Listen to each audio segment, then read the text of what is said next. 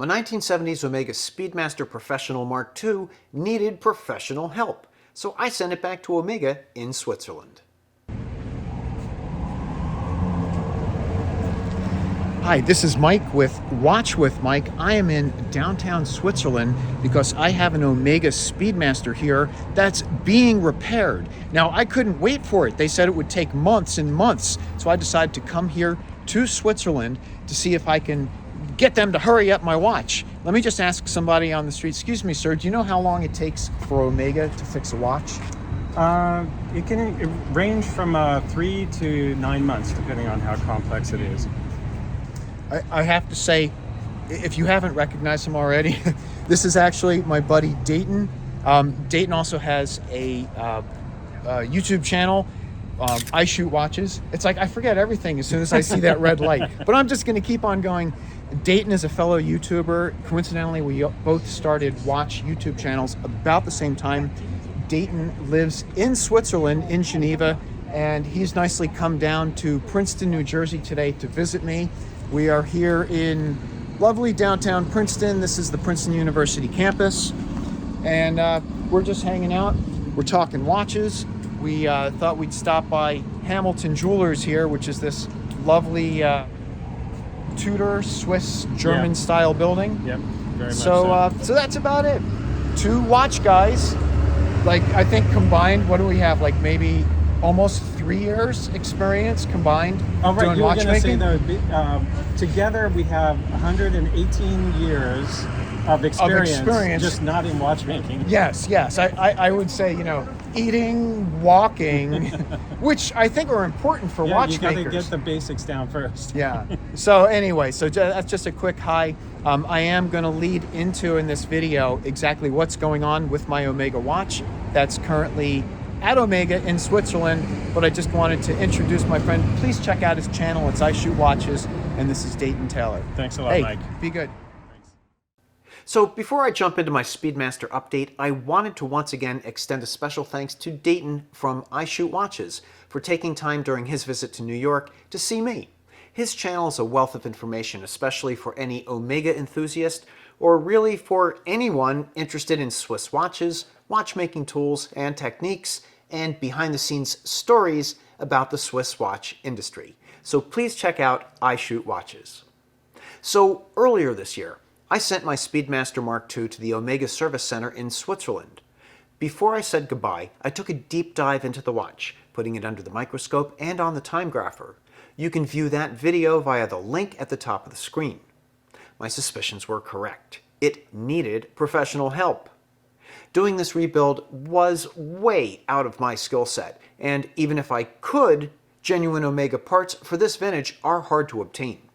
By the way, Omega does have service facilities here in the United States, but watches of this vintage and model are serviced in Switzerland probably because of the better availability of parts.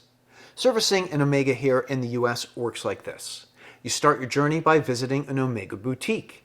My closest store was in the King of Prussia Mall outside of Philadelphia, Pennsylvania.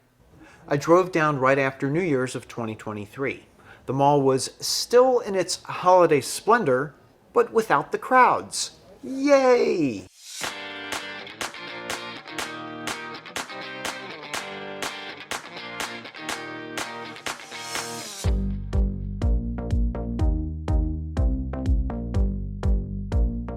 I almost got sucked into the Tag Heuer shop on the way, but I knew I was on a mission.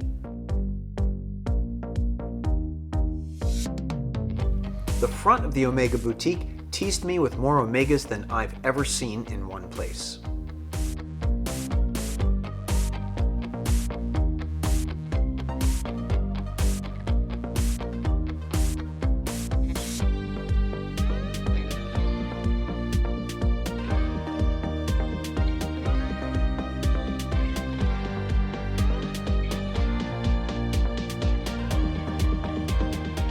I had called earlier and they were expecting me.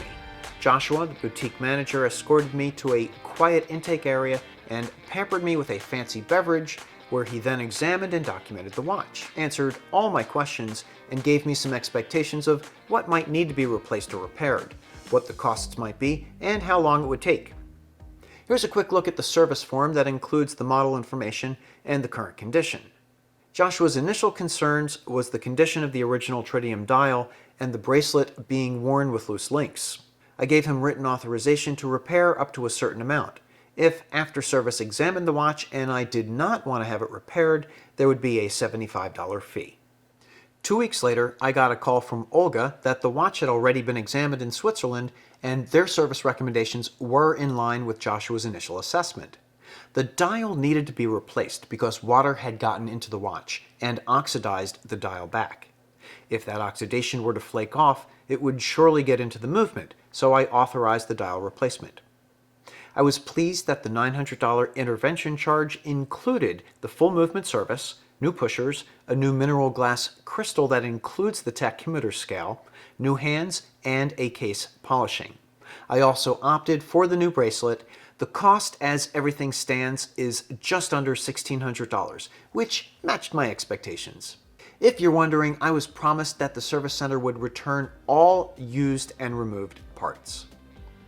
And this just in, before filming this, my estimated delivery date is looking like August 2023. That's a little later than I was hoping for, but you can't rush quality. When I get it back, I will do a full before and after review. Thank you for joining me, and I look forward to your comments in the section below.